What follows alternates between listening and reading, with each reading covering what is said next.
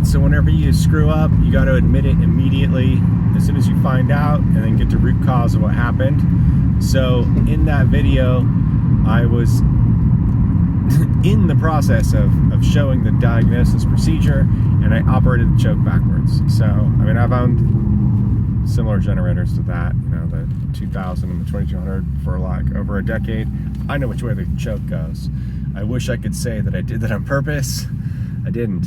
When I first came across the generator, it was reported as hard starting, and I've had that problem with the, you know, and I walked up to that thing, I gave it choke, I gave it 3 tugs, I turned off the choke, I gave it 3 tugs. The day before, he'd been trying to start it, there was a power outage, it said it didn't start, so it was a hard starting generator. Like, if you have a Honda, I encourage you to expect it to start on the first pull, if you know, if you've been running it, and if you have been running it, I expect it to start on within the 5th pull. Now, the temperature, it was the middle of the day afternoon, and it was like 4:20, and it was like 60, it was humid and 64 degrees. So, you know, I think I'm gonna pull my generator out tomorrow and see how my generator starts under those conditions. I'm pretty freaking sure my generator will start with no choke. And so I think it was just a little gummed up. Now, I'm fucking, you know, making excuses, but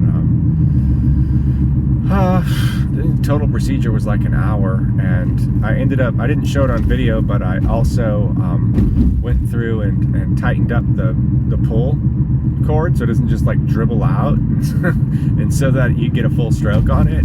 And I did inspect everything, and I did check the oil, and I did wipe down the insides of it, and I wiped down the outsides of it, and I did load test it, and I did put my name on it afterwards and say this is in good working order. So, you know, to nitpick from a professional perspective, that was not a professional job. You know, that would be like if someone charged you $300 for that, you know, I wouldn't be happy about it. But I don't charge anything for that kind of stuff. I just want the generator to work well. And then, you know, I guess next time what I'll do is spend more time, you know, working on showing that it's a hard starter. The problem is that a hard starter, as you work it in, will start easier, right? It gets flooded with fucking gas, and you know, it just goes. But what I'm talking about is if you pull that generator out after like 6 weeks and the bowl wasn't emptied and you pull it, it should start.